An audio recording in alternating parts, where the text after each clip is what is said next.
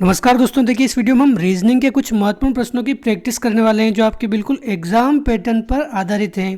बिल्कुल इसी प्रकार के प्रश्न आपके एग्जाम में पूछे जाने वाले हैं। तो देखिए आपको वीडियो अंत तक देखना है और एक बार से खुद को ट्राई करना है कि किस क्वेश्चन का आंसर क्या हो सकता है, क्या उसमें लॉजिक लग रहा है और किस तरह से उसको सोल्व करना है। तब जाकर आपको अपनी तैयारी का पता लगेगा।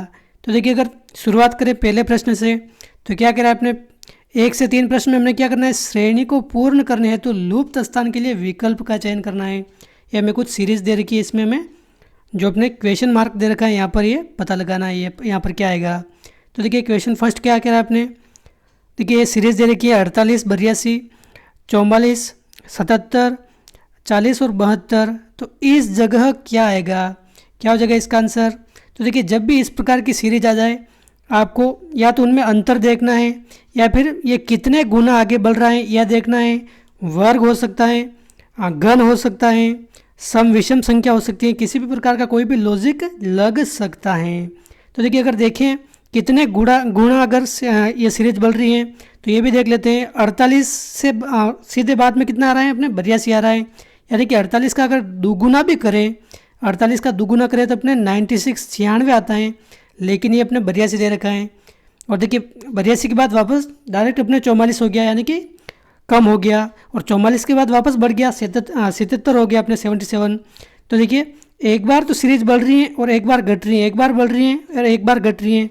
जब भी हमें ऐसी सीरीज दिखाई दे तो कहीं ना कहीं इसमें हो सकता है 2 सीरीज चल रही है अल्टरनेट। तो देखिए अगर 48 के बाद अगर 82 को छोड़कर देखें और आगे वाली संख्या देखें, एक एक को छोड़कर अगर सीरीज देखें तो अपने सीरीज मिल जाएगी। तो देखिए 48 के बाद अगर देखें 44, तो 48 के बाद 44 कम कितना हुआ है, कम 4 हुआ है यहाँ पर। 44 के बाद वापस 40, एक को छोड़कर देखा तो 40 है, यहाँ पर भी ये 4 कम हुआ है। इसी प्रकार अगर देखें ये दूसरी सीरीज, तो दूसरी सीरीज क्या कह रही है अपने 82 के बाद 77। तो देखिए 82 से अपने 77 कितना कम है, ये अपने 5 कम हुआ है, -5 ये लिख दिया यहाँ पर। 77 से अपने 72, ये भी अपने 5 कम हुआ है। तो अपने इसमें 2 सीरीज चल रही हैं एक एक को छोड़कर।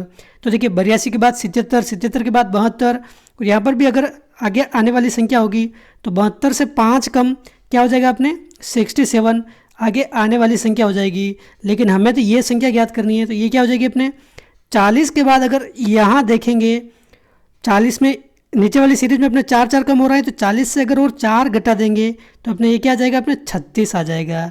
ये सीरीज हो जाएगी अपने, इसका आंसर क्या हो जाएगा अपने 36 आ जाएगा। 48 के बाद 44, 44 के बाद 40, 40 के बाद एक छोड़कर अपने 4 घटाना है, तो 40 में से 4 घटा देंगे तो अपने कितना आ जाएगा पर 36 आ जाएगा। ऑप्शन 3 इसका करेक्ट आंसर हो जाएगा, एकदम सही आंसर है। और आगे वाली संख्या भी यहाँ ज्ञात करनी होती, तो अपने ये 5 का अंतर चल रहा है ऊपर वाली सीरीज में, तो 72 के बाद अगर -5 करते तो अपने कितना आ जाता 67 आ जाता, 67 आ जाता। तो अगर आगे वाली संख्या भी ज्ञात करनी होती तो अपने आंसर आ जाता ये, और ये संख्या अपने 36 हो जाएगा करेक्ट आंसर। ऑप्शन 3 है करेक्ट आंसर। तो देखिए अगला प्रश्न क्या कह रहा है अपने, यदि 364 और ब्रैकेट में लिखा है 146 और 437 हो तो अपने 574 और क्वेश्चन मार्क और अपने 641, इस क्वेश्चन मार्क का हमें पता लगाना है। तो देखिए ऐसे प्रश्न जब भी आ जाए तो हमें इसमें पहले वाले में लॉजिक ढूंढना है कि क्या लॉजिक इसमें इस्तेमाल किया गया है, वो हम आगे वाले में लगा देंगे तो अपने क्वेश्चन का आंसर आ जाएगा। तो देखिए अगर देखें 364 और ब्रैकेट में क्या है 146 दे रखा है और फिर 437 दे रखा है, तो देखिए कहीं ना कहीं हो सकता है अपने 364 और 146 से मिलकर अपने 437 बना हो। तो देखिए अगर जोड़ते हैं 364 और 146 को, 364 और 146 को अगर जोड़े तो कितना आता है अपने, तो देखिए अपने 437 नहीं आता है, ये अपने 510 आता है। 510, 6 और 4 10 सुपर, यहाँ पे 1 हासिल और ये 510। अगर 364 और 146 को जोड़े तो 510 आ रहा है, लेकिन यहाँ पर तो 437 है। तो देखिए कहीं ना कहीं 146 से थोड़ा कम जुड़ रहा है, कितना जुड़ रहा है, तो देखिए 146 का अगर आधा करें, आधा कितना है अपना 73 है इसका आधा। तो देखिए 364 में अगर 73 को जोड़ेंगे तो कितना आता है अपने, तो देखिए 4 और 3 7, और ये अपने बिल्कुल ये 437 आ गया अपने आंसर। यानी कि 364 के बाद जो ब्रैकेट में संख्या है उसका आधा अपने इसमें जुड़ रहा है, तो अपने ये लास्ट वाली संख्या आ रही है, ये लॉजिक इसमें लग रहा है। तो देखिए इसी प्रकार अपने 574 हैं और जो ये ब्रैकेट वाली संख्या है इसका अगर आधा करके अपने 574 में जोड़ देंगे तो अपने 641 आ जाएगा। तो देखिए अपने इसका आंसर क्या हो जाएगा अपने, तो देखिए अपने ब्रैकेट में ऐसी कौन सी संख्या है जिसका आधा अगर करके 574 से जोड़े तो अपने 641 आ जाएगा। तो देखिए इनमें अगर अंतर कर लेंगे तो अपने उसका डबल कर देंगे तो उसका आंसर आ जाएगा। तो देखिए 641 में से अगर 574 घटाएं तो कितना आता है अपने, कितना आता है देख लीजिए, ये अपने 67 आता है, 67। तो देखिए 67 तो यहाँ पर जोड़ा है, 574 में अगर 67 जोड़ेंगे तो ये तो अपने आएगा 641, लेकिन ये ब्रैकेट में क्वेश्चन मार्क की जगह संख्या क्या आएगी, तो देखिए अपने इसका आधा करके जोड़ा था तो इसको वापस डबल कर दीजिए अपने, तो इसको डबल करेंगे तो कितना आ जाएगा, 67 का डबल कितना होता है 134 हो जाएगा। तो 134 अपने एकदम करेक्ट आंसर हो जाएगा, 134 इसका करेक्ट आंसर है। मुझे उम्मीद है आपको ये प्रश्न समझ में आया होगा अच्छी तरह से, क्योंकि देखिए इस संख्या का हमने आधा करके जोड़ा था। अगर ब्रैकेट में मान लीजिए 134 है संख्या और ये आगे 574 है, तो 134 का हम आधा करेंगे तो 67 आएगा, 67 को इसमें जोड़ेंगे तो अपने 641 आ जाएगा। ये लॉजिक भी हमें आगे इसमें लग रहा था, इसलिए इसको जोड़ा है, तो 134 का है करेक्ट आंसर। अगला प्रश्न है 7, 8, 10, 13, 17 और एक क्वेश्चन मार्क, ये हमें ज्ञात करना है। तो देखिए इस सीरीज में हमने क्या लॉजिक लग रहा है, तो देखिए 7 के बाद 8 हो रहा है, 8 के बाद 10 हो रहा है, 10 के बाद 13 और सीधा ये 17 हो रहा है, यानी कि अंतर तो इनमें समान नहीं है। अगर इनका अंतर देखें तो अंतर कितना है इसमें, 7 और 8 में अंतर कितना है 1 है, 8 और 10 में अंतर कितना है 2 है, 10 और 13 में अंतर कितना है 3 है, और अपने 13 और 17 में अंतर कितना है 4 अंतर है, अंतर समान नहीं है।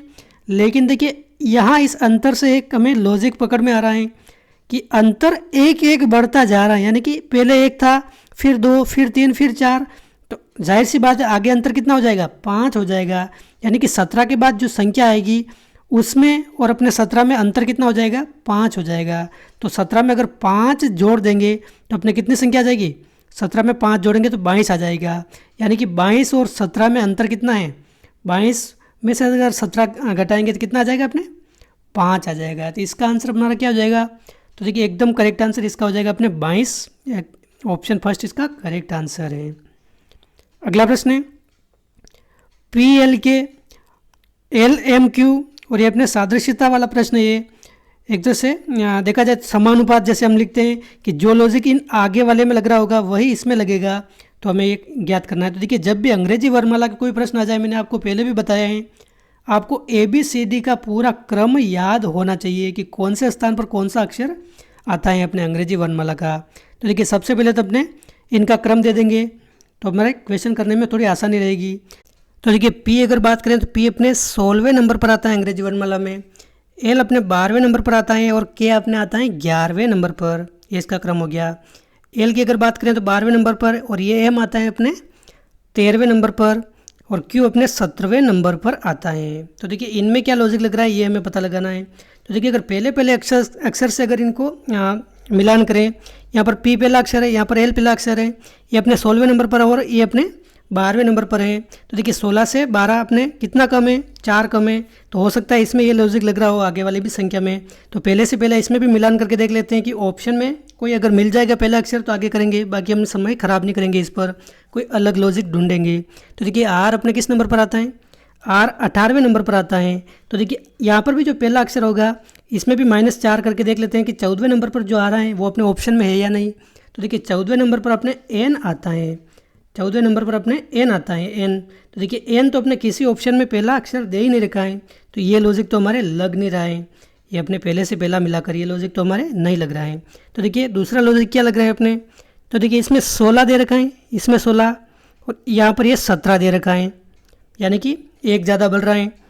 यहाँ पर ये 12 दे रखा है तो इसमें ये 13 दे रखा है, इसमें भी एक बढ़ रहा है। यहाँ पर ये 11 दे रखा है और इसमें ये 12 दे रखा है, यानी कि यहाँ पर भी एक एक बढ़ रहा है। तो देखिए एक एक क्रम में बढ़ रहा है, लेकिन किस जगह बढ़ रहा है, तो देखिए पहला अक्षर है 16 और ये अंतिम अक्षर है अपनी यहाँ पर 17, यानी कि जो ये R होगा, R अपने 18वें नंबर पर होगा, तो जो अंतिम अक्षर होगा इन 3 अक्षरों के क्रम में वो अपने 19वां होगा, 19वां यहाँ पर लिख देते हैं 19वां। R अपने 18वें नंबर पर है तो अंतिम कौन सा हो जाएगा 19वां हो जाएगा। और देखिए अपने एल अपने 12वें नंबर पर है और ये भी अपने कौन से नंबर पर है, ये एम अपने 13वें नंबर पर है। तो देखिए बीच वाली संख्या ये भी अपने एक बढ़ रही है। तो देखिए एस की अगर बात करें तो एस अपने 19वें नंबर पर है एस। तो ये जो बीच वाली संख्या है ये अपने 20वें नंबर पर होगी, ये वाली जो आंसर आएगी ये वाली। और देखिए लास्ट वाली की अगर बात करें तो ये के अपने ये 11वें नंबर पर है के। और देखिए ये 11वें नंबर पर है तो अपने फर्स्ट वाली संख्या इधर ये 12वें नंबर पर है। तो जो जे अपने जिस नंबर पर होगा ये फर्स्ट वाली संख्या उससे एक नंबर ज़्यादा होगी। तो देखिए जे की अगर बात करें तो जे अपने 10वें नंबर पर आता है। तो देखिए अपने फर्स्ट वाली संख्या किस क्रम पर हो जाएगी, अपने 11वें नंबर पर हो जाएगी।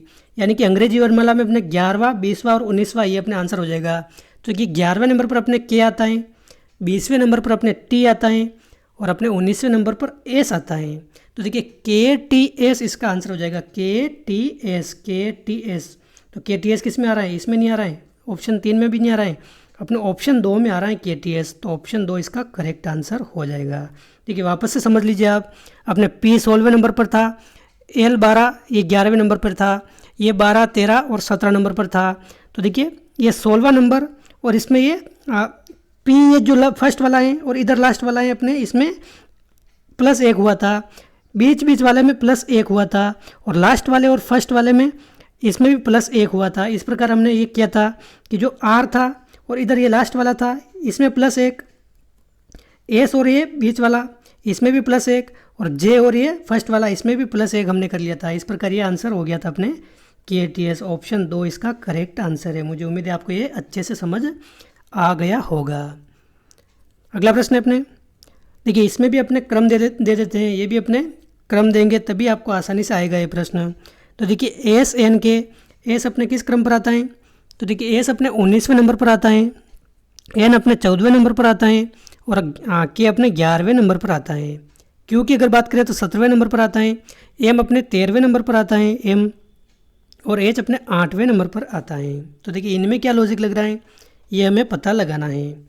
तो देखिए 19 के बाद अगर सबसे पहले तो आपको क्या करना है, फर्स्ट से फर्स्ट की तुलना करनी है। ऐसे प्रश्नों में 3 अक्षरों का समूह है हमने, तो फर्स्ट से फर्स्ट की तुलना करनी है कि इनमें क्या अंतर आ रहा है। तो देखिए एस से अगर क्यू की बात करें तो 19 से अपने 17 हो रहा है, यानी कि -2 का अंतर आ रहा है, -2 का। सेकंड देख फर्स्ट में अपने कितने -2 का अंतर आ रहा है। एन की अगर एम से तुलना करें तो एन अपने 14वें पर है और ये 13वें पर है। तो देखिए 14 से 13 अपने -1 का अंतर आ रहा है, दूसरे अंक में अपने -1 का अंतर आ रहा है। के की अगर एच से तुलना करें तो ये 11 पर है और ये 8 पर है, यानी कि 11 से 8 कितना कम है। तो देखिए तीसरे अक्षर में अपने -3 का अंतर आ रहा है, -3 का। देखिए ये हो सकता है ये लॉजिक इसमें भी लग रहा हो आगे वाली संख्या में, ओ एल ई में। तो देखिए ओ अपने किस क्रम पर आता है, तो देखिए ओ आप सभी को पता है 15वें नंबर पर आता है ओ। एल किस क्रम पर आता है, तो देखिए एल अपने आता है अपने किस नंबर पर, 12वें नंबर पर, और ई आता है अपने किस नंबर पर, 5वें नंबर पर। तो देखिए पहले अक्षर और पहले अक्षर में -2 हो रहा है, यानी कि 1 2 3 ये अक्षर लिख देते हैं अपने। पहले अक्षर में अपने -2 हो रहा है, यानी कि 15 से -2 अगर करेंगे तो ये कितना आएगा अपने 13वां नंबर वाला, 13 नंबर। दूसरे अक्षर में इतना कितना कम हो रहा है, -1 हो रहा है, यानी कि दूसरा अक्षर यहाँ पर 12वें नंबर पर है, तो ये 11 नंबर पर हो जाएगा, 11 नंबर पर दूसरा अक्षर। तीसरा अक्षर -3 है अपने, -3 हो रहा है, यानी कि ये 5वें नंबर पर अगर तीसरा अक्षर तो -3 हो जाएगा, यानी कि दूसरे नंबर पर हो जाएगा, यानी कि जो अपने आंसर आएगा 13, 11 और 2 इस प्रकार आएगा। तो देखिए 13वें नंबर पर अगर बात करें तो अंग्रेजी में अपने 13वें नंबर पर एम आता है। 13वें नंबर पर कौन सा अक्षर आता है, एम आता है। 11वें नंबर पर अपने के आता है और अपने दूसरे नंबर पर बी आता है। तो एम के बी इसका आंसर हो सकता है। ऑप्शन में है क्या अपने, तो देखिए बिल्कुल है, अपने ऑप्शन 2 एम के बी दे रखा है, तो ये इसका एकदम करेक्ट आंसर होगा, एम के बी इसका करेक्ट आंसर हो जाएगा। मुझे उम्मीद है आपको एकदम समझ में आया होगा और इसी प्रकार आपको एग्जाम में क्वेश्चन करना है। देखिए यहाँ पर तो हम समझ के कर रहे हैं इसलिए थोड़ा सा समय लग रहा है। अगर आपकी थोड़ी बहुत भी पहले से प्रैक्टिस है और थोड़ी बहुत आप अभी कर लेंगे तो आराम से आपके एग्ज़ाम में फटाफट से सोल्व हो जाएंगे। क्वेश्चन 6 है अपने, चौथे पद व तीसरे के साथ उसी प्रकार संबंध है जैसा दूसरे के पहले के साथ है। तो देखिए ये भी अपने सादृश्यता वाला प्रश्न है। तो देखिए जिस प्रकार कैलेंडर अपने तिथि से संबंधित है उसी प्रकार शब्दकोश किससे संबंधित है ये इसमें पूछा है। जब भी ऐसे प्रश्न आ जाए, एक में अनुपात दे रखा हो और एक में अपने समानुपात दे रखा हो, तो जो इन पहले वाले में संबंध है वही इन दो में संबंध है, ये हमें देखना है। तो देखिए कैलेंडर अपने तिथि से किस प्रकार संबंधित है, कैलेंडर में क्या दर्शाता है, कैलेंडर में तिथि दर्शाता है। तो देखिए शब्दकोश हमें क्या दर्शाता है, शब्दकोश में अपना शब्द भंडार रहता है, शब्द भंडार। तो देखिए समय बिल्कुल गलत है, शब्दकोश में अपने समय नहीं होता है। पर्यायवाची शब्द विलोम भी ये नहीं है, अपने शब्द हो जाएगा इसका करेक्ट आंसर। ऑप्शन 2 इसका एकदम सही उत्तर है। अगला प्रश्न है क्वेश्चन 7-8 में हमें क्या करना है, 4 शब्दों में जो जोड़े दिए हुए हैं उनमें एक 3 में एक समानता है और एक में असमानता है, यानी कि बेमेल है। यानी कि 3 तो एक जैसे प्रतीत हो रहे हैं, कुछ न कुछ समानता होगी एक जैसे, और एक असमान है, वो हमें पता लगाना है। तो देखिए 7वां नंबर प्रश्न अपने क्या कह रहा है, कुत्ता, घोड़ा, बिल्ली और जेबरा, इन चारों में 3 ऐसे पशु हैं जिनमें समानता है और एक अपने उसमें समानता नहीं है। तो देखिए आपका सबसे पहला उत्तर अपने जेबरा पर ही गया होगा, मुझे मालूम है, क्योंकि देखिए जेबरा आमतौर पर हमें देखने को नहीं मिलता है अपने भारत में। लेकिन देखिए ये भी हो सकता है, लेकिन इसका एक लॉजिक ये भी लग सकता है कि देखिए कुत्ता अपने पालतू हैं, घोड़ा भी अपने आमतौर पर पाला जाता है, बिल्ली भी पालतू है, लेकिन जेबरा को कोई नहीं पालता है, ये अपने जंगली जानवर कह सकते हैं इसको। तो देखिए जेबरा हो जाएगा इसका करेक्ट आंसर। ऑप्शन 4 है एकदम करेक्ट आंसर। जेबरा एक जंगली जानवर है और बाकी सभी पालतू जानवर हैं एक तरह से देखा जाए तो। अगला प्रश्न है सेब, संतरा, पपीता और गुलाब। तो देखिए सेब, संतरा, पपीता और गुलाब, इनमें अगर बात करें तो सेब, संतरा और पपीता ये तीनों तो क्या हैं, अपने फल हैं, फल। लेकिन गुलाब क्या है, अपने फूल हैं। तो अपने ऑप्शन 4 इसका करेक्ट आंसर है, ये अपने एकदम सही आंसर है, इसका बेमेल है। अगला प्रश्न है क्वेश्चन 9,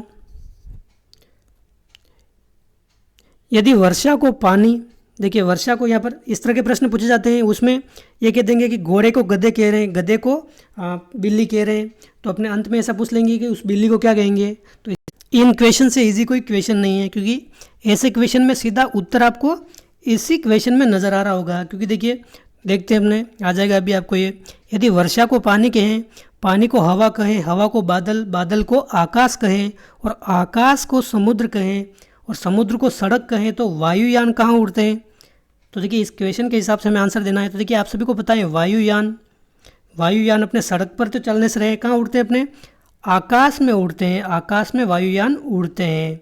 लेकिन देखिए आकाश ही डायरेक्ट उत्तर मत दे देना, ये गलत हो जाएगा आपके, क्योंकि देखिए वायुयान आकाश में तो उड़ते हैं, लेकिन आकाश को इस क्वेश्चन में क्या कहा है, अपने आकाश को समुद्र कहा है। आकाश को अगर समुद्र कहा जाए तो देखिए वायुयान अपने समुद्र में उड़ेंगे। ऑप्शन 4 इसका करेक्ट आंसर होगा, वायुयान अपने समुद्र में उड़ेंगे। ऑप्शन 4 इसका सही आंसर है। इस प्रकार इसको करना है हमें।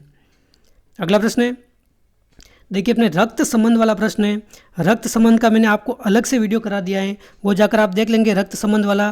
तो आपके जो 3 प्रश्न इसमें आएंगे रक्त संबंध वाले, वो आपके कभी गलत नहीं होंगे। आपके लगभग आधे घंटे में मैंने बहुत ही अच्छी तरीके से आपको ब्लड रिलेशन वाला टॉपिक मैंने करवा दिया है, आप जाकर सर्च कर सकते हैं, सभी समझ में आ जाएगा।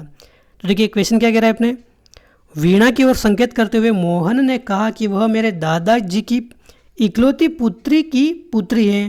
तो मोहन वीणा से किस प्रकार संबंधित है। तो देखिए अगर इसमें ऐसे प्रकार के क्वेश्चन करने में आप जनरेशन वाइज चलिए, सबसे मतलब पहली वाली जनरेशन जैसे दादा वाली जनरेशन है तो दादाजी की जनरेशन को ऊपर लिखना है, पिताजी की जनरेशन को इधर लिखना है और अपनी जो जनरेशन है इसको अलग लाइन में लिखना है, यानी कि जनरेशन वाइज इसको लाइन में लिखना है हमें। और देखिए अगर बात करें वीणा की ओर संकेत करते हुए किसने कहा है, मोहन ने कहा है। तो वीणा को आप एक बार साइड में बिठा दीजिए, वीणा को मोहन ने कहा है तो आप मोहन को यहाँ पर ये लिख दीजिए, मोहन, M फॉर मोहन। मोहन ने क्या कहा है कि वह मेरे दादाजी की इकलौती पुत्री। तो देखिए दादाजी सबसे पहले तो इसके पिताजी आएंगे, पिताजी को P फॉर पिताजी लिख दीजिए आप। पिताजी अगर मेल है तो इसको प्लस कर दीजिए आप, क्योंकि देखिए उस वीडियो में हमने देखा था मेल को अपने प्लस करना है, फीमेल को माइनस करना है, तो आपके इजी रहेगा थोड़ा। तो देखिए पिताजी आएंगे, उसके बाद अपने दादाजी आएंगे। दादाजी अपने अलग जनरेशन में हैं तो इसको ये दादाजी लिख दिया। तो देखिए इसमें क्या कहें, वह मेरे दादाजी की इकलौती पुत्री। तो देखिए इकलौती पुत्री यानी कि पापा की बहन हो जाएगी। दादाजी की इकलौती पुत्री कौन हो जाएगी, पापा की बहन। और इस मोहन की क्या हो जाएगी, मोहन की हो जाएगी अपने बुआ। तो ये जो पापा हैं इनकी बहन, भाई बहन को अपने कोमा लगा कर लिखते हैं, पति पत्नी को अपने इस प्रकार डैश लगा कर लिखते हैं। तो देखिए पापा की बहन यहाँ लिख देते हैं, बहन बी से बहन ये लिख दीजिए, लिख लिया आपने, बहन या फिर बुआ ये भी मान सकते हैं। तो देखिए वह मेरे दादाजी की इकलौती पुत्री की पुत्री हैं, यानी कि इस पुत्री की भी पुत्री हैं, ये अपने बुआ हैं। बुआ की पुत्री कौन हो जाएगा, ये वीणा हो जाएगा। इस वीणा के बारे में बात कर रहे हैं, ये वाली वीणा, तो वीणा अपने यहाँ आ जाएगा। तो मोहन वीणा से किस प्रकार संबंधित हैं। अब इस मोहन का इस वीणा से क्या संबंध है यह पता लगाना है। ये अपने डायग्राम बनते ही अपने आराम से आंसर आ जाएगा। तो देखिए मोहन के पापा की बहन, ये अपने ये बी हमने लिखा है। पापा की बहन क्या लगेगी, बुआ लगेगी, और बुआ की पुत्री अपने क्या लग जाएगी, बहन लग जाएगी, बहन, यानी कि कजिन लग जाएगी, कज़न। तो अपने ऑप्शन 2 हो जाएगा इसका करेक्ट आंसर। मोहन की बुआ की लड़की कौन है, अपने वीणा है। और वीणा के मामा का लड़का कौन है, मम्मी का भाई कौन होता है, मामा होता है। और मामा का लड़का कौन है, अपने मोहन है। तो इसमें आंसर अपने क्या हो जाएगा, एकदम करेक्ट आंसर हो जाएगा अपने वीणा अपने एक कज़िन है मोहन की। ये आपको समझ में आ गया होगा मेरे हिसाब से तो। और भी समझ में नहीं आया तो आप वो टॉपिक पूरा देख लीजिए, आराम से क्लियर हो जाएगा आपके। क्वेश्चन 11 है, लड़कों की एक पंक्ति में निखिल बाएं से 11वां है और रहमान दाएं से 14वां है, तो पंक्ति में कुल लड़कों की संख्या कितनी है। देखिए जब भी ऐसे सवाल आ जाए तो इसमें अगर दाएं से किसी का स्थान दे रखा हो तो उसी लड़के का बाएं से स्थान देंगे, तभी उस पंक्ति में हम लड़कों की संख्या या कुल संख्या ज्ञात कर पाएंगे। अगर एक तरफ ये निखिल दे रखा है और एक दूसरी तरफ ये रहमान दे रखा है तो उसमें कुल लड़कों की संख्या हम पंक्ति में ज्ञात नहीं कर पाएंगे। तो इसमें आंसर क्या आएगा अपने, आंकड़े अधूरे हैं, आंकड़े अधूरे हैं। क्योंकि देखिए जिस प्रकार हम समझते हैं इसमें क्या कह रहा है अपने, निखिल बाएं से 11वें स्थान पर है। ये मान लीजिए पंक्ति दे रखी है अपने, बायां इधर होता है अपने पंक्ति में और दायां इधर होता है। ये निखिल अगर बाएं से 11वें स्थान पर है तो मान लीजिए कोई ये स्थान है, ये निखिल अपने बाएं से 11वें स्थान पर है। ये 11वां स्थान अपने किसका है, निखिल का है। ये निखिल मान लिया अपने। और इसमें क्या देखा, रहमान दाएं से 14वें स्थान पर है। तो देखिए रहमान इधर से अगर बात करें तो ये अपने मान लीजिए यहाँ 14वां स्थान आ रहा है, ये 14वें स्थान पर है अपने कौन, रहमान। तो देखिए इसमें अगर हम ज्ञात करेंगे लड़कों की कुल संख्या कितनी है, तो देखिए आप सीधा इसको जोड़ देंगे तो आपके आंसर गलत हो जाएगा। क्योंकि देखिए मान लीजिए आप किसी पंक्ति में 250 जने हैं, 250 जने हैं, तो देखिए इधर से अगर ज्ञात करेंगे ये तो ये 14वां स्थान आ रहा है इसका, और इधर से इस ज्ञात करेंगे तो ये 11वां स्थान आ रहा है। लेकिन ये बीच में संख्या कितनी है हमें थोड़ी पता है कि 250 में से इधर तो हमने मान लिया इधर तो मात्र 11 जने हैं और इधर हमने मान लिया इधर मात्र 14 जने हैं, इसके पहले 13 जने ही हैं। लेकिन बीच में इनके संख्या कितनी है ये हमें नहीं मालूम है। जब भी ऐसा सवाल आए, अगर निखिल का आता कि निखिल तो अपने बाएं से तो 11वें स्थान पर है और दाएं से अगर पूछ लेता, दाएं से भी अपने 14वें स्थान पर हैं, तो निखिल अगर पूछ लेता 11वें स्थान पर, ये बाएं से है अपने 11वें स्थान पर और दाएं से अपने निखिल 14वें स्थान पर हैं। और इसमें अगर पूछा जाता लड़कों की संख्या कुल कितनी है तो हम पता लगा लेते 14 को अपने 11 में जोड़ देता, 14 को 11 में जोड़कर अपने 25 आते, और 2 बार ये निखिल काउंट हो गया इसमें, तो 25 में से अगर 1 घटा लेते तो अपने 24 इसका लड़कों की संख्या का आंसर आ जाता है। क्योंकि हमें पता है कि निखिल की स्थिति ये है, इधर से अपने 14वें नंबर पर आ रहा है और इधर से अपने 11वें नंबर पर आ रहा है। तो देखिए ये अपने कुल लड़कों की संख्या इसी लाइन में है, लेकिन उसमें तो दे रखा है ये अपने 11वें नंबर पर और एक अपने 14वें नंबर पर है, लेकिन इनके बीच में अगर कितने लड़के हैं हमें मालूम ही नहीं है, तो हम कैसे इस सवाल को कर पाएंगे। इसीलिए अपने ये आंकड़े अधूरे हैं, इसमें ये हो जाएगा इसका करेक्ट आंसर। और अगर एक ही क्रम में अगर एक ही व्यक्ति का पूछ लेता तो आपको क्या करना है, उन दोनों को जोड़कर जैसे 11वें नंबर पर इसको दे देते और 14वें नंबर पर निखिल को ही दे देते 22 से, और दाएं से अगर 14वें और 11वें नंबर से दे देते तो अपने 14 और 11 को जोड़कर अपने 25 आता, उसमें से 1 घटा लेते तो अपने ये 24वें नंबर पर ये आ जाता। लेकिन अपने इसमें क्या हो जाएगा, आंकड़े अधूरे हैं। ऑप्शन 4 इसका करेक्ट आंसर है। अगला प्रश्न है, प्रवीण अपने घर से चलना प्रारंभ करता है और 4 किमी उत्तर में जाता है। इसके पश्चात वह बाएं मुड़कर 2 किमी जाता है और इसके पश्चात वह पुनः बाएं मुड़कर 4 किमी चलता है, तो वह अपने घर से कुल कितनी दूरी पर है। तो देखिए जब भी ऐसे सवाल आ जाए आपको दिशा का ज्ञान तो होना ही चाहिए। तो कैसे करेंगे इस प्रश्न को, तो देखिए आप सभी को पता है उत्तर ऊपर होती हैं, दक्षिण नीचे होती हैं, दक्षिण इधर पूर्व और इधर पश्चिम है। तो देखिए मान लीजिए प्रवीण अपने घर से, ये प्रवीण का घर मान लीजिए, प्रवीण अपने घर से चलना प्रारंभ करता है और 4 किमी उत्तर में जाता है। तो ये मान लीजिए 4 किमी उत्तर में जा रहा है अपने, ये 4 किलोमीटर, ठीक है। इसके पश्चात वो बाएं मुड़कर, देखिए दायां और बायां क्या होता है, घड़ी की दिशा में अगर चल रहा है ऐसे इस प्रकार, तो ये तो अपने दाया हो जाएगा, और घड़ी की विपरीत दिशा में ऐसे जाएगा तो ये अपने बाया हो जाएगा। लेकिन मुड़ना आपने क्या है, 90 डिग्री कोण पर भी मुड़ना है। दाया अगर पूछ ले तो ये एकदम ऐसे अपने 90 डिग्री कोण पर मुड़ेंगे, और बाया अगर मुड़ने के लिए बोलते हैं तो एकदम ऐसे 90 डिग्री कोण पर मुड़ेंगे। तो देखिए अपने ये 4 किलोमीटर तो उत्तर में चल गया। उत्तर में जाने के पश्चात ये क्या कर रहा है, बाएं मुड़कर, बाया अपने घड़ी की विपरीत दिशा में इधर मुड़कर अपने 2 किलोमीटर चलता है, 2 किलोमीटर चलता है।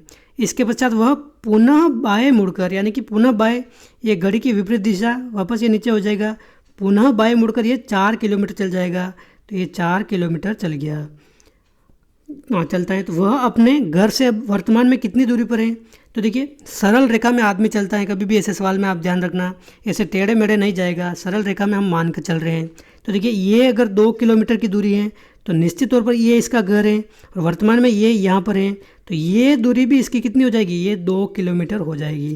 क्योंकि देखिए सरल रेखा एकदम समांतर होती हैं, और ये भी 2 सरल रेखाएं, तो इनके बीच की दूरी भी यहाँ मान लो, भले ही ये फिर यहाँ मान लो, सभी जगह ये 2 किलोमीटर होगी इस रेखा से दूरी, सीधी दूरी।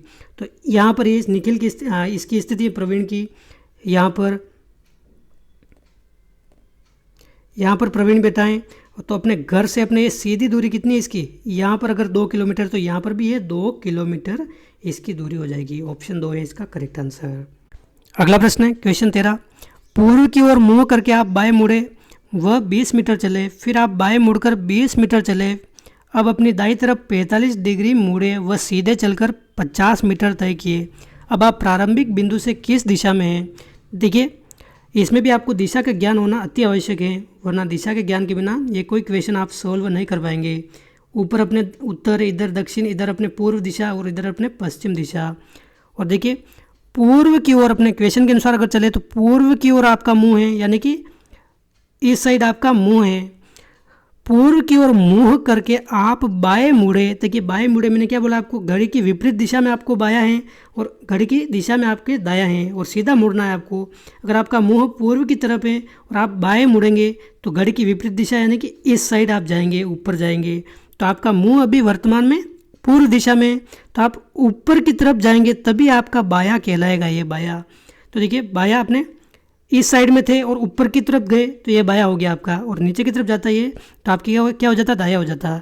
तो बाएं मुड़े वह 20 मीटर चले, यानी कि ऊपर की तरफ गए और 20 मीटर आप चले, ठीक है। फिर बाएं मुड़कर, तो देखिए वापस यहाँ से आपको बाएं मुड़ना है, तो इस साइड में तो अपने दायां है और इस साइड में अपने बायां हैं।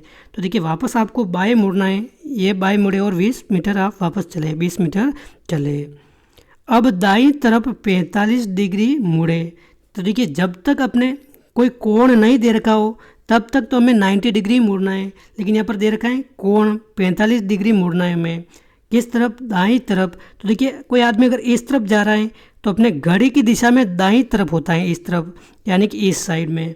तो देखिए अपने 45 डिग्री मुड़ना है। अगर यहाँ पर 45 डिग्री नहीं होता है और बोलते हैं अगर कि दाईं तरफ मुड़ना है तो अपने सीधे ऐसे मुड़ जाते हैं, लेकिन 45 डिग्री दे रखा है तो अपने सीधे 90 डिग्री नहीं मुड़ेंगे, ऐसे मुड़ेंगे 45 डिग्री। ये अपने 45 डिग्री हो जाएगा, इस साइड में मुड़े, 45 डिग्री मुड़े, वह सीधे चलकर अपने 50 मीटर तय किया। तो ये दूरी कितनी तय की, अपने 50 मीटर तय किया, ठीक है, 50 मीटर। प्रारंभिक स्थिति अपने ये थी और अभी वर्तमान में हम यहाँ पर हैं। तो अपने प्रारंभिक बिंदु से आप किस दिशा में हैं ये हमें बताना है। तो देखिए बहुत ही अच्छा प्रश्न है, इसको आप ध्यानपूर्वक समझेंगे तो आ जाएगा। तो देखिए इसमें अगर बात करें उत्तर दक्षिण पूर्व पश्चिम की, तो उत्तर दक्षिण पूर्व व पश्चिम आप सबसे पहले यहाँ पर थे, इस स्थिति पर, कहाँ पे थे, इस स्थिति पर थे, और वर्तमान में आप इस स्थिति में जा रहे हैं, यहाँ पर जा रहे हैं, यानी कि उत्तर और पश्चिम दिशा, इस दिशा में जा रहे हैं। जब भी ये सीधी रेखा है, ये अपने उत्तर है और ये अपने पश्चिम है, और इन दोनों के बीच की रेखा क्या कहलाती है, अपने ये उत्तर पश्चिम रेखा कहलाती है। तो उत्तर पश्चिम दिशा में आप जा रहे हैं वर्तमान में। ये स्थिति आपकी क्या है, ये तो ऊपर तो आपके उत्तर हो गया और इधर क्या हो गया, अपने पश्चिम हो गया, और बीच वाली स्थिति ये क्या हो गई, अपने उत्तर पश्चिम हो गई। तो आप उत्तर पश्चिम दिशा में वर्तमान में जा रहे हैं, तो ऑप्शन 2 हो जाएगा इसका करेक्ट आंसर। ऑप्शन 2 इसका करेक्ट आंसर है। अगला प्रश्न है, एक व्यक्ति एक केंद्र बिंदु O से 3 किलोमीटर दक्षिण की तरफ चलता है और अपने दाईं ओर मुड़कर 12 किलोमीटर चलता है, फिर बाएं मुड़कर अपने 2 किलोमीटर चलकर रुक जाता है। तो वह बिंदु O से कितनी दूरी पर है। देखिए हल्का सा इसमें थोड़ा मैथ से आपको हल्की बहुत मैथ्स इसके लिए ज़रूरी आनी चाहिए। तो देखिए इसकी अगर बात करें, एक व्यक्ति एक केंद्र ओ से 3 किलोमीटर दक्षिण की तरफ चलता है। तो देखिए मान लीजिए आप ये केंद्र बिंदु अपने ये यहाँ से दक्षिण में, दक्षिण यानी कि नीचे, ये यहाँ पर ये 3 किलोमीटर चल रहा है, 3 किलोमीटर चलता है। और तब दाहिने मुड़कर यानी कि घड़ी की दिशा में इस साइड में मुड़कर अपने 12 किलोमीटर चलता है। ये मान लिया हमने 12 किलोमीटर ये चल रहा है यहाँ पर। फिर बाएं मुड़कर, बाएं यानी कि घड़ी की विपरीत दिशा में, यानी कि नीचे मुड़ेगा ये फिर बाएं मुड़कर ये 3 किलोमीटर चल रहा है, 2 किलोमीटर चल रहा है। फिर बाएं मुड़कर अपने 2 किलोमीटर चल रहा है। सबसे पहले कहाँ था ये अपने, यहाँ था, ये यहाँ इस जगह ये आदमी था। तो फिर 2 किलोमीटर चल रहा है अपने बाएं मुड़कर, तो ये 2 किलोमीटर यहाँ पर चल गया, रुक जाता है। यहाँ पर क्या करता है, ये रुक जाता है। तो वह बिंदु ओ से कितनी दूरी पर है। तो देखिए अपने बिंदु कौन सा है, वो अपने जो प्रारंभिक बिंदु है ये, यहाँ से ये दूरी कितनी है, ये सीधी दूरी आपको पता लगानी है। देखिए ये आपके थोड़ा सा इसमें मैथमेटिक्स आ गई है आपके इस प्रश्न में। तो आपको इसका एक शॉर्ट ट्रिक ध्यान रखना है।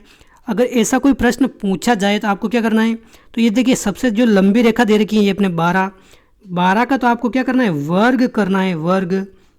फिर आपको क्या करना है, ये भुजा अपने 3 है, इस भुजा को, इस वाली भुजा को और इस वाली भुजा, इन दोनों को जोड़कर इनका भी आपको वर्ग कर लेना है और फिर इनका रूट निकाल लेना है। तो आपके आंसर आ जाएगा। क्या करना है वापस समझ लीजिए आप। सबसे बड़ी भुजा ये कौन सी है, ये वाली, ये 12 है अपने, तो 12 का वर्ग कर लिया और इन दोनों भुजाओं को, ये साइड वाली भुजा है अपने 3 व 2, इन दोनों को जोड़ लिया। इसका मान कितना है, ये 2 है और ये अपने 3 है। इन दोनों को जोड़कर इनका भी अपने क्या कर लिया, वर्ग कर लिया। देखिए अलग अलग वर्ग मत कर लेना आप, 3 का वर्ग करके आप 2 का वर्ग करके जोड़ेंगे तो आपके आंसर गलत हो जाएगा। पहले इन दोनों को जोड़ना है, फिर इनका करना है वर्ग और इन सभी को जोड़कर क्या कर लेना है अपने अंडर रूट, यानी कि इनका वर्गमूल कर लेना है। तो देखिए 144 हो जाएगा, अपने 12 का वर्ग कितना हो जाएगा 144, और अपने 3 और 5 को 2 को जोड़ेंगे तो कितना आ जाएगा अपने 5 आ जाएगा। 3 और 2 को जोड़ते हैं तो कितना आता है 5 आता है, और 5 का वर्ग कितना होता है अपने 25 होता है। तो देखिए 144 और 25 को अगर जोड़े तो कितना आता है 169, यानी कि 169 आता है। और 169 का अगर वापस से ये रूट करना है हमें, अंडर रूट, तो देखिए इसका वर्गमूल कितना हो जाता है 169 का अपने 13 होता है। तो इसका आंसर अपने क्या हो जाएगा, ऑप्शन फर्स्ट हो जाएगा, एकदम करेक्ट आंसर। ऐसे सवालों को इस प्रकार से सॉल्व करना है। ऑप्शन ए हो जाएगा इसका करेक्ट आंसर, 13 किलोमीटर इसका हो जाएगा सही आंसर। ये ट्रिक आप ध्यान रखें। अगला प्रश्न है, देखिए अपने ये ABCD दे रखी है पूरी ये, और इसमें हमने क्या बताना है, इनमें से कौन सा अक्षर से बाएं 13वें अक्षर है और दाएं से 8वें अक्षर के बिल्कुल बीच में होगी। यानी कि इसमें क्या पूछा है अपने, ये जो ABCD दे रखी है इसमें बाएं से 13वें अक्षर और दाएं से 8वें अक्षर के ठीक बीच में कौन सा अक्षर होगा, ये हमें इसमें बताना है। तो देखिए इसमें अगर बात करें, इसको आप शॉर्ट ट्रिक के माध्यम से भी कर सकते हैं, और आपको शॉर्ट ट्रिक नहीं आती तो भी आप इनको गिन कर सकते हैं। तो देखिए अगर बात करें, अगर आपको कोई इसमें शॉर्ट ट्रिक नहीं आती तो आप इस तरीके से भी कर सकते हैं। देखिए बाएं से अगर 13वें अक्षर की बात करें तो देखिए बाया जब भी पूछा जाए तो इस साइड से गिनना है, इस साइड से अपने बाया गिनना है, बाएं तरफ से गिनेंगे, इस साइड से अपने दायां तरफ से गिनेंगे। ठीक है, तो आप ध्यान रखें। देखिए बाएं से 13वां अक्षर अगर देखें तो कौन सा अक्षर है अपने, तो देखिए 1 2 3 4 5 6 7 8 9 10 11 12 13, 13वें नंबर पर अपने कौन सा आ रहा है, एम आ रहा है। ठीक है, और अगर दाएं से 8वें अक्षर को अगर देखें तो कौन सा है अपने, तो देखिए दाएं से आप गिन लीजिए 1 2 3 4 5 6 7, और 8वां अक्षर अपने कौन सा है दाएं से, ये अपने ए से। तो इसमें पूछा क्या है अपने, इस 13वें अक्षर और इस दाएं से 8वें अक्षर के ठीक बीच में कौन सा अक्षर है। तो देखिए ठीक बीच में ज्ञात करने के लिए आप दोनों तरफ से एक एक अक्षर छोड़ दीजिए। इधर से आर छोड़ा तो इधर से एन छोड़ दिया, इधर से वापस क्यू छोड़ा तो इधर से अपने ओ छोड़ दिया। तो सबसे बीच में कौन सा बचा अपने, सबसे बीच में ये पी महाराज बच गए, तो अपने पी हो जाएगा इसका करेक्ट आंसर। ऑप्शन 3 है एकदम सही आंसर। और देखिए इस प्रकार अगर आप नहीं करें, इसको शॉर्ट ट्रिक माध्यम से भी करना चाहे तो भी आप कर सकते हैं। अगर पूछा जाए बाएं से 13वें अक्षर, बाएं से 13वें अक्षर पूछ ले तो ये तो अपने ठीक बाएं से 13वें अक्षर इसको 13 ही लिख देना है। और दाएँ से अगर कोई भी अक्षर पूछे, दाएँ से अगर कोई भी अक्षर पूछ ले और उसको बायां से ज्ञात करना हो तो उसको अपने 27 में से घटा लेंगे तो वो अपने बाएं से आ जाएगा। यानी कि अपने दाएं से 8वां अक्षर अगर कोई पूछ रहा है तो अपने ये बाएं से कौन सा अक्षर होगा, तो अपने 27 में से 8 घटा लेंगे 27 में से अगर 8 घटा लेंगे तो कितना आ जाएगा अपने, क्या हो जाएगा इसका आंसर अपने 19 हो जाएगा। तो देखिए ये जो 19 है, 19वें नंबर पर अपने कौन है, एस है। ये 19 वही है अपने जो बाएं से, तो ये 19 है और दाएं से अपने कौन सा है, 8वां अक्षर है। तो 13 और 19 को अगर जोड़कर 2 का भाग दे देंगे तो अपने कौन सा अक्षर आ जाएगा, 13 और 19 को जोड़ेंगे तो कितना आता है अपने, कितना आता है 32 आता है। और 32 को अगर 2 से भाग दे देंगे तो अपने 16 आ जाएगा। तो 16 अक्षर अपने हो जाएगा आंसर। और 16 अक्षर में अंग्रेजी वर्णमाला में कौन सा अक्षर आता है अपने, पी आता है। तो ये हो जाएगा एकदम करेक्ट आंसर। ये भी आप इस तरह से भी कर सकते हैं। तो दोस्तों इसका आंसर क्या हो जाएगा अपने, ऑप्शन 3 हो जाएगा पी। ये थे अपने रीजनिंग के कुछ महत्वपूर्ण प्रश्न। मुझे उम्मीद है आपको सभी प्रश्न अच्छे से समझ में आए होंगे। कोई भी आपको डाउट है तो अभी आप कमेंट करके बता सकते हैं। बिल्कुल इसी तरह के प्रश्न आपके एग्ज़ाम में पूछे जाने वाले हैं। तो इस वीडियो में बस इतना ही, मिलते हैं अगले वीडियो में। जय हिंद, जय भारत।